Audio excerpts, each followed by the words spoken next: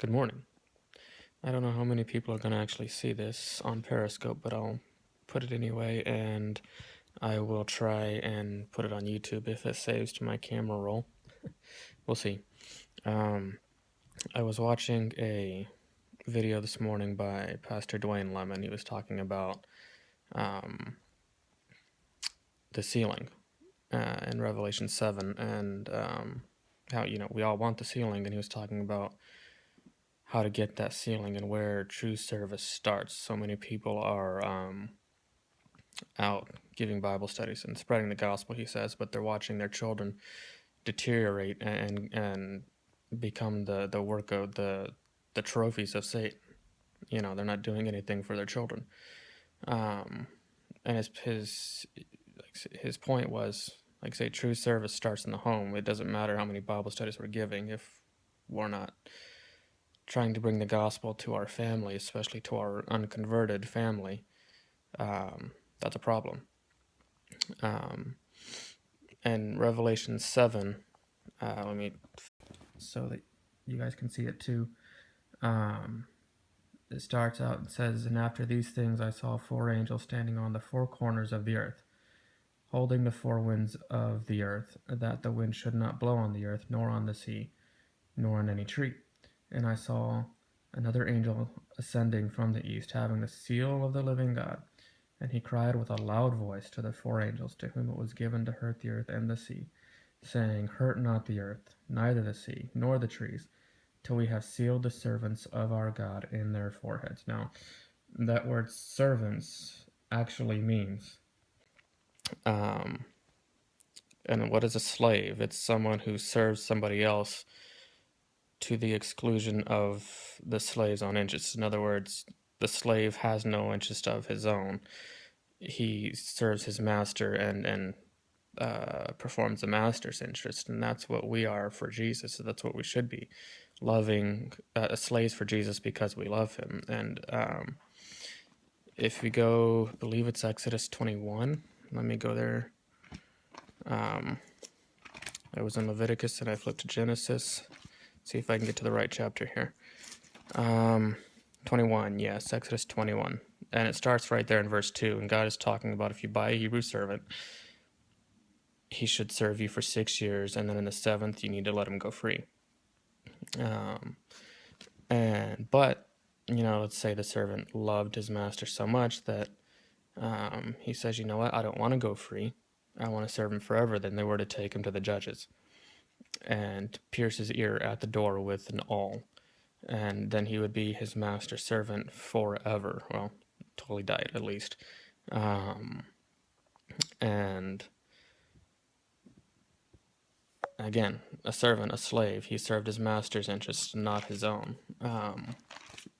And if we go to Ephesians chapter 5, well, end of chapter 5, beginning of chapter 6, me being a father, I have a child. She's about to be 6 years old, and she's special needs. She presents some challenges, and it gets rather frustrating sometimes, I'll be honest. Specifically, she's autistic, and it's challenging. And that's, all the more reason I need to rely on Jesus, and which is not always easy to do. Sometimes the old self pops up and you want to just do it your way. But Ephesians 6 verse 4 says, "And you fathers, provoke not your children to wrath, but bring them up in the nurture and admonition of the Lord." Bring them up. Bring them means to cherish them, to train them, or nourish them. And part of my job as a father is to be my family's spiritual leader, especially the children. For especially this child, sometimes you need to find creative ways to teach them about Jesus and to kind of help them grow that faith in Jesus. Bring them up in the nurture and admonition of the Lord, the tutorage. You are their teacher as a father. The mothers are too, but the primary responsibility rests upon the father. and admonition of the Lord. Admonition, it means to call attention to. So in every possible way, you are to call your children's attention to the Lord, your wife too. And if you're the wife, call your husband's attention to the Lord and your children. And there's a passage, I believe it's in Deuteronomy, I can't remember the exact chapter, where it says you need to talk about God, you need to talk about his law basically every chance you get. When you wake up, when you go to bed at night, when you're talking down at meals. I mean, honestly, if you're a Christian, what better topic is there to talk about than Jesus?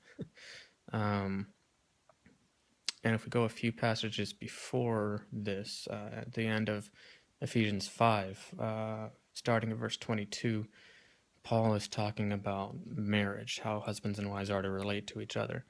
And since I'm a husband, I'm going to talk about, the husband. And he says in verse 25, he says, "Husbands, love your wives, even as Christ also loved the church and gave himself for it." Well, okay, Jesus is our example. How are we as husbands supposed to love our wives?